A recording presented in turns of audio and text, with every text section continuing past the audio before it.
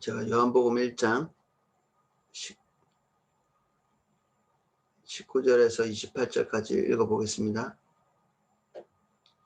유대인들이 예루살렘에서 제사장들과 레위인들을 요한에게 보내어 내가 누구냐 물을 때에 요한의 증언이 이러하니라.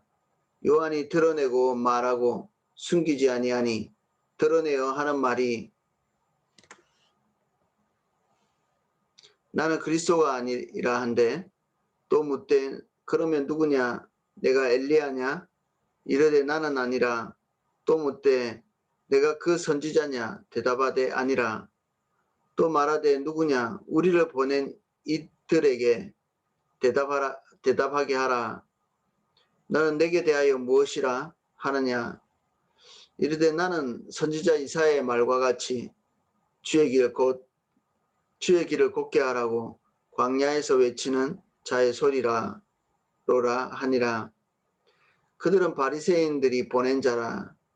또 물어 이르되 내가 만일 그리스도도 아니요 엘리야도 아니요 그 선지자도 아닐진데 어찌하여 세례를 베푸느냐. 요한이 대답하되 나는 물로 침례를 베풀거니와 너희 가운데 너희가 알지 못하는 한 사람이 있었으니 곧 내 뒤에 오시는 그이라. 나는 그의 신발끈을 풀기도 감당하지 못하겠노라 하더라. 이 일은 요한이 침례 베풀던 곳 요단강 건너편 베다니에서 일어난 일이니라. 아멘.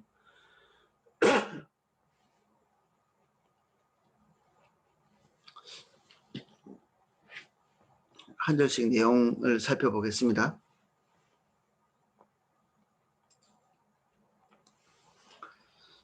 유대인들이 예루살렘에서 제사장들과 레위인들을 요한에게 보내어 내가 누구냐 물을 때에 요한의 증언이 이러하니라. 유대인들이 예루살렘에서 제사장들과 레위인들을 요한에 보내었다. 이 산헤드린 공회에서 이 요한의 정체를 알아보려고 이렇게 보낸 것이죠. 이 산헤드린은 그 두 그룹이 그룹지어 있었습니다. 바리새인들이 일부분 있었고요. 그리고 사두개인들이 일부분 있었습니다. 그 제사장 계열에 있었던 사람들이 사두개인들이고, 이들이 제사장의 역할을 했지만 백성들의 어떤 그 지지를 더 많이 끌고 있었던 것이 바리새인이기 때문에 바리새인들이 뒤에서 얘기하고 조종하는 이런 부분들을 무시할 수 없었겠죠. 사두개인들이 제사장의 역할을 하기 때문에 그들의 독특한 지위를 얻으면서도 바리새인들이 뒤에서 조종하고 있는 그 말을 듣지 않을 수 없는, 그래서 여기에 산헤드린 공회에서 보낸 사람들이 보면 바리새인들에게 어떤 오더를 받은 걸로 보이거든요. 산헤드린 전체가 바리새인들에 의해서 어떤 면에서는 좌지우지되고 있는, 이게 사람들의 세계에서 흔히 있는 일이죠. 실세와 그 앞에 있는 그 표면적인 정치를 하는 사람과 이 정권이 분리되어 있는 그런 모습, 또 인간의 세계죠. 유대의 세계도 인간의 세계이고, 그들이 심부름을 보내서 지금 침례 요한이 도대체 누구인지를 알아보려고 하고 있습니다.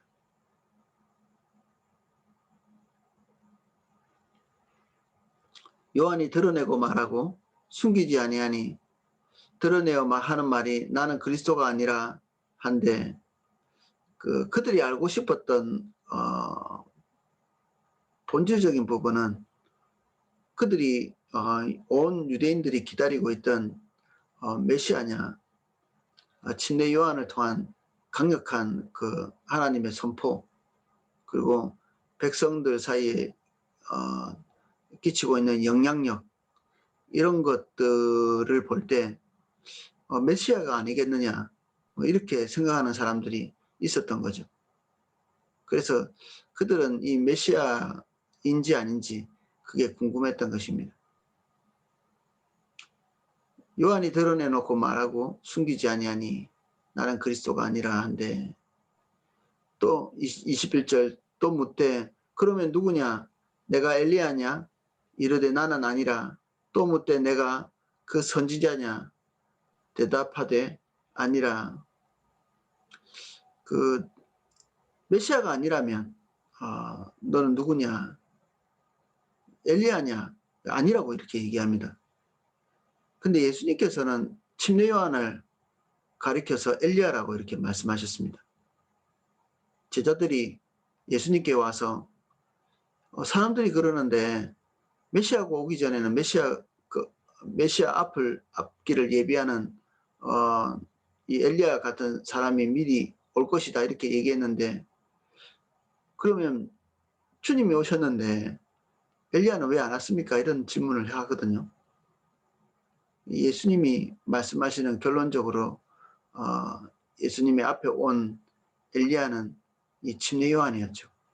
그럼 이 침례 요한이 지금 거짓말을 하고 있는 것인가? 그렇지 않고 이 표면적인 그 물음 엘리야냐, 이것은 이 유대인들이 말하고 있는 것처럼 실제적인 엘리야가 하늘에서 내려와서, 우리 구약 성경에 보고 있었던 사무엘 열왕기에 나오는 엘리야, 그 엘리야가 승천을 했는데 그 승천한 엘리야가 다시 재림을 해가지고 기적을 베풀고 그리고 메시아의 길을 예비하고 이런 것들을 상상하는 유대인들에게 내가 너희들이 기대하고 있던 그런 엘리야가 아니다, 이 얘기를 하고 있는 거죠. 그들 머릿속에서 상상하고 있는 그런 엘리야가 아니라는 것입니다. 정치적 엘리야가 아니라는 거죠. 사실 여기에 물으러 온 그 산헤드린 공회에서 보낸 이 바리새인들은 메시아에 대한 생각도 그들이 간절히 바라고 있던 정치적 메시아, 군사적 메시아였죠. 성경은 그렇게 얘기하고 있느냐? 성경은 그렇게 얘기하고 있지 않습니다. 성경 안에서 예수님께서 오셔서 하실 모든 사역을 그 곳곳에다가 다 예언자들을 통해서 숨겨놓고 있는데, 그들이 정직한 심령으로 성경을 묵상하고 읽었을진데 그들이 메시아에 대해서 기대하는 바, 그 정치적이거나 그리고 이 엘리야에 대해서 기대하는 바, 그들 가시적으로 나타나는 그들을 지지하기 위해서 오는 그런 엘리야가 아니라는 사실을 알았을 것입니다.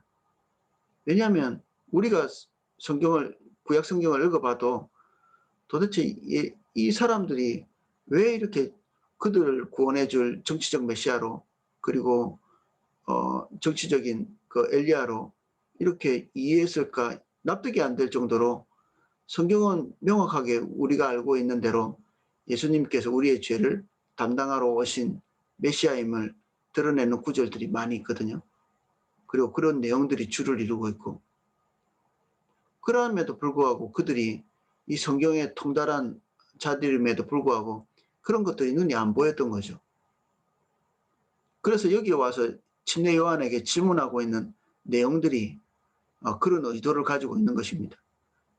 그래서 그들의 의도를 파악한 침례 요한이 너희들이 생각하는 그런 메시아가 아니냐, 너희들이 생각하고 있는 그런 엘리야가 아니라고 이렇게 얘기하고 있는 거죠. 우리는 하나님의 음성 그리고 하나님의 행하심을 분별하고 싶어 하죠. 근데 이게 굉장히 어려운 일로 다 치부되거든요. 근데 이게 어려운 일이 될 수 없는 것이, 하나님께서 우리에게 하나님 당신의 뜻을 알리기를 원하십니다. 주님께서 우리에게 당신의 뜻을 알기를 원하시고 하나님의 백성이 하나님의 뜻을 알기를 원하는데 우리가 이해 못할 것이 없죠. 하나님께서 숨겨두시면 모르겠는데 우리에게 알라고 계시해 주시고 말씀해 주시는데 모를 게 없는 거예요.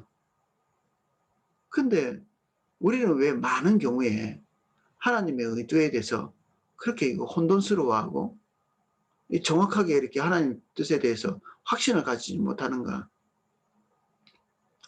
어떤 목사님이 그런 비유를 하더라고요. 잔잔한 호숫가에 비치는 그 하늘의 모습, 그리고 죽은 풍경의 모습은 있는 그대로를 그대로 담고 있다는 거죠. 그런데 거기에 풍랑이 일고, 그리고 그 물이 잠잠하지 않으면 도대체 무슨 그 형상이 그 물에 비치고 있는지 알 수 없을 만큼 혼돈스러워지는 거죠. 결국 우리의 의도와 우리의 욕심과 우리의 기대가 하나님께서 우리에게 계시하시는 선명한 하나님의 의도를 보지 못하도록 만드는 거죠. 그래서 기도는 항상 하나님의 의도를 반영한 행위여야 되는데, 그것이 쉽게 다가오지 않는 우리는 기도하기 전에 먼저 해야 될 일이 우리의 생각, 우리의 의도, 우리의 기대를 내리는 것입니다. 그렇지 않으면 하나님을 조종하고 조작하고, 그리고 우리의 마음에 그 종교적인 신념을 심어주는 그런 기능을 하는 기도를 우리가 할 수밖에 없거든요. 이게 다 잘못된 것들이죠. 기도는 우리의 신념을 강화시키거나 또 하나님을 조작하거나 이것을 위해서 하는 것이 아닙니다. 이거 하나님과 소통하고 주님의 의도를 반영하고 주님의 뜻이 무엇인지를 알게 되는 이러한 과정이 기도죠. 그리고 우리의 종교적인 신념을 관철시키는 것이 아니라 우리가 하나님 앞에서 우리의 의도를 내려놓는 그런 과정이 되어야 되죠. 그래서 우리의 의도가 깨끗하게 내려지고 나면 하나님의 의도가 아주 선명하고 깨끗하게 보입니다. 성경을 읽을 때도 우리의 의도가 내려지지 않으면 이 선명한 이 하나님의 의도가 이 성경의 내용이 전혀 왜곡된 이상한 것으로 보이게 되어 있습니다. 그래서 보통 지식이 부족해서 성경을 이해 못하는 게 아니라 자기의 개인적인 목적이 있기 때문에 성경이 이상하게 보이죠. 즉 큐티를 하는 행위도 그렇습니다. 우리의 의도가 항상 있으면 큐티가 항상 기복적이고 하나님의 의도보다는 우리의 요행을 바라는 그 하루에 어떤 점쟁이가 점치듯이 하는 그런 큐티가 될 수밖에 없죠.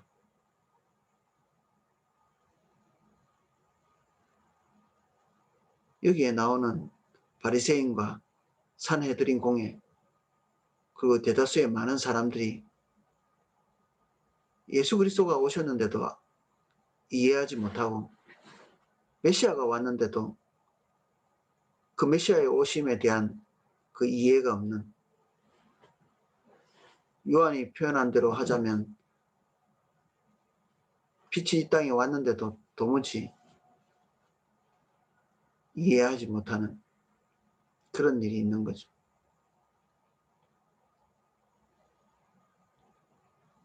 22절 또 말하되 누구냐 우리를 보낸 이들에게 대답하게 하라. 너는 내게 대하여 무엇이라 하느냐. 지금 이 물으러 온 사람들이 조바심을 내고 있는데 자신들의 조바심이 무엇인지 딱 드러내고 있죠. 그들은 심부름하는 자로서 그들에게 심부름 시킨 사람들에게 명확한 대답을 하기를 원하는 거죠. 23절 이르되 나는 선지자 이사야의 말과 같이 주의 길을 곱게 하라고 광야에서 외치는 자의 소리로라. 성경에서 말하고 있는 그 엘리야의 그 정확한 기능에 대해서 여기 얘기하고 있고, 도대체 성경에서 얘기하고 있는 그 엘리야는 어떤 자냐, 무엇을 하는 자냐 다시 비추고 있죠. 그들이 생각하고 있는 엘리야의 모습에서 하나님께서 의도하신 엘리야의 모습으로 다시 재조명하고 있습니다. 소리다, 메신저라는 얘기죠. 말하는 자다. 그리고 그 메시지를 전하는 자로 소개하고 있습니다. 바리새인. 바리새인들에게 이 침례 요한이 자기 자신을 그렇게 얘기하고 있죠. 그들은 바리새인이 보낸 자라. 25절 또 물어 이르되 내가 만일 그리스도도 아니요 엘리야도 아니요 그 선지자도 아닐진데 어찌하여 침례를 베푸느냐. 이 유대인들의 침례의 개념은 이방인들이 죄 씻음 받고 유대인 되는 것입니다. 그러니까 이 더러운 세계에 살고 있던 이방인들이 그 정결한 위치에 있던 유대인이 되는 것, 이게 세례의 개념이었죠. 그런데 지금 침례 요한은 누구에게 세례를 베풀고 있나요? 유대인들에게 세례를 베풀고 있거든요. 침례를 베풀고 있는 것입니다. 이게 어떤 면에서는 굉장히 불손한 이야기죠. 이미 유대인들은 하나님의 의도 가운데 있다고 그들은 여기고 있는데 그들이 다시 침례를 받게 하는 것, 이게 그들의 개념상으로는 맞지 않는 그런 행동이었습니다.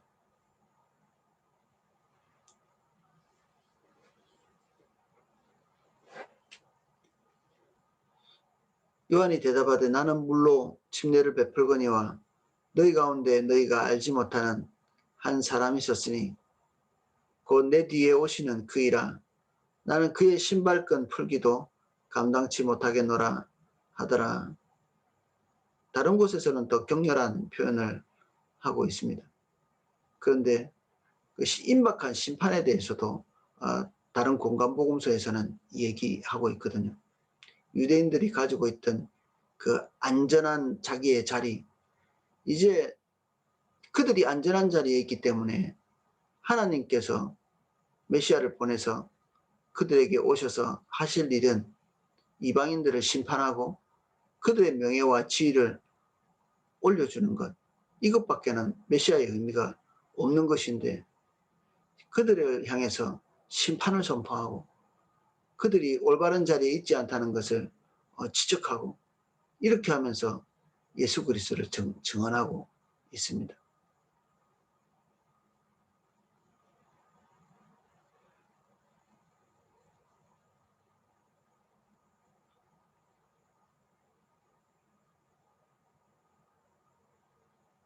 그들이 알지 못하는 메시아가 이미 그들 가운데 있고 그들이 의도하지 않은 의도를 관철하기 위해서 예수 그리스도께서 오셔서 그들 가운데 서 계십니다. 이미 공생은 아직 시작하지 않으셨을지 모르지만 이미 메시아가 와서 그들 가운데 계시죠.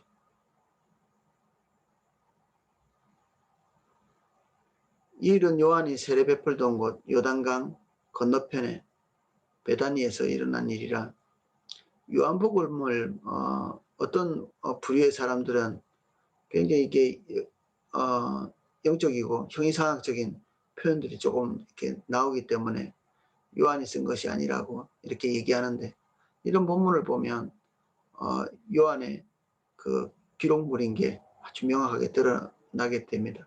요한이 이 지역의 지리를 아주 명확하게 잘 알고 있는 사람이었기 때문에 이 베다니라고 부르는 것과 그리고 요단강 건너편에 있다는 이 요단강 건너편에 베다니가 한 3km 정도 아주 근접한 거리에 있는데도 뭉뚱그려서 얘기하지 않고 정확하게 한 지형을 이렇게 지적하면서 이 사실을 기록하고 있습니다. 이런 걸 보면 지금 다른 공간복음서의 저자들은 이 사건을 누군가에게는 듣거나 아니면 간접 정보로서 침례 요한의 사역을 기록했지만 이 요한은 지금 이 장소에서 그 두 눈으로 목격하고 있는 그 목격한 것을 기록한 것이라고 볼 수 있겠습니다. 오늘 우리는 침례 요한이 어, 말하고 있는 것, 그리고 침례 요한에게 묻고 있는 자들, 이들 사이에 큰 이해의 차이가 있는 것을 어, 좀 살펴보았습니다. 그리고 그들이 표면적으로 이야기하는 그 표면상의 의미를 전전긍긍하면서 대답하는 것이 아니라 그들이 가지고 있던 본질적인 오류에 대해서 바로잡으면서 실제로 메시아가 어떤 분인지, 엘리야가 어떤 형태로 올 것인지 그들에게 하나님의 말씀을 통해서 명료하고 깨끗하게 전달하고 있는 침례 요한의 대답을 봅니다. 우리가 가지고 있는 의도들, 이런 것들이 하나님의 의도를 왜곡하거나 뒤틀지 않도록 기도하기 전에 우리의 생각을 먼저 내리고 우리의 의도가 무엇인지, 사실 우리가 의도하는 의도가 무엇인지도 우리는 잘 모릅니다. 왜냐하면 너무나 오랫동안 우리가 종교적인 옷을 입혀놓고 방치해놨기 때문에 우리의 의도임에도 불구하고 마치 하나님께서 인정하는 의도인 양 이렇게 생각하기 쉽거든요. 그래서 좋은 의도일지라도 우리의 의도를 내리는 것은 중요한 일입니다. 나쁜 의도 그리스도인들은 잘 품지 않죠. 좋은 의도들이, 여러 번 반복해서 제가 말씀드렸지만 좋은 의도라 할지라도 하나님의 의도가 아닐 수 있습니다. 전체를 다 내려놓고 항상 백지 상태에서 주님의 의도를 이해하려고 하는 그런 저와 여러분 되시기를 예수님 이름으로 축복합니다.